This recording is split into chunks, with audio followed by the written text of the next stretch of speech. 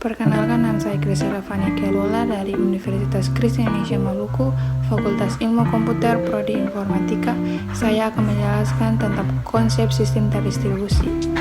Sistem terdistribusi adalah sebuah sistem yang komponennya berbeda pada jaringan komputer. Komponen ini paling berkomunikasi dengan koordinasi hanya dengan pengiriman pesan.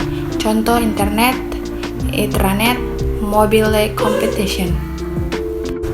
Mengapa diperlukan sistem terdistribusi? Yang pertama, performance. Sekumpulan proses dapat menyediakan kinerja yang lebih tinggi daripada komputer yang terpusat. Yang kedua, distribution, yaitu aplikasi yang terlibat. Contoh aplikasi dalam perbankan komersial. Yang ketiga, reliability. Kalau ada yang terjadi kerusakan pada salah satu mesin, tidak akan mempengaruhi tenaga kerja dan kinerja. Yang keempat, incremental growth. Mesin baru dapat ditambahkan jika kebutuhan proses meningkat.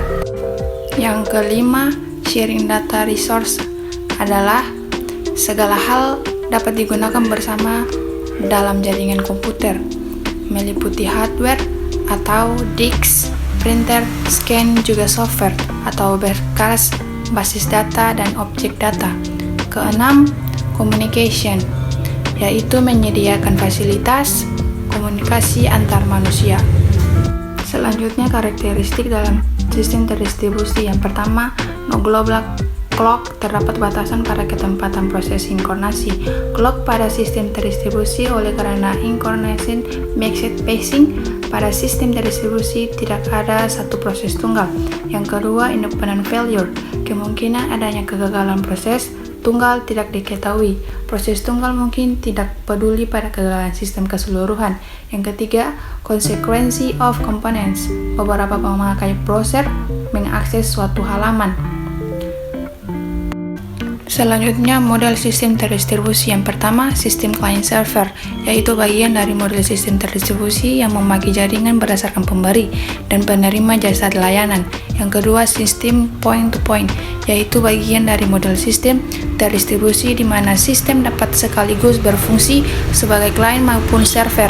Yang ketiga, sistem tercluster adalah gabungan dari beberapa sistem individual atau komputer yang dikumpulkan pada suatu lokasi saling berbagi tempat penyimpanan atau stroke dalam saling terhubung dalam jaringan lokal, yaitu local area network.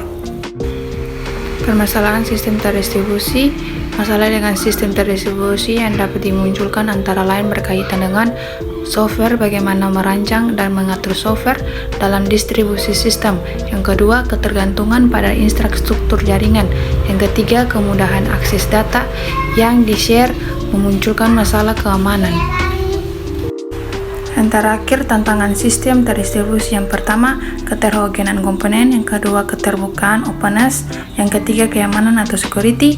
Yang keempat, scalability. Yang kelima, penenangan kegagalan. Yang keenam, concurrency of component. Yang ketujuh, transparansi. Sekian dan terima kasih.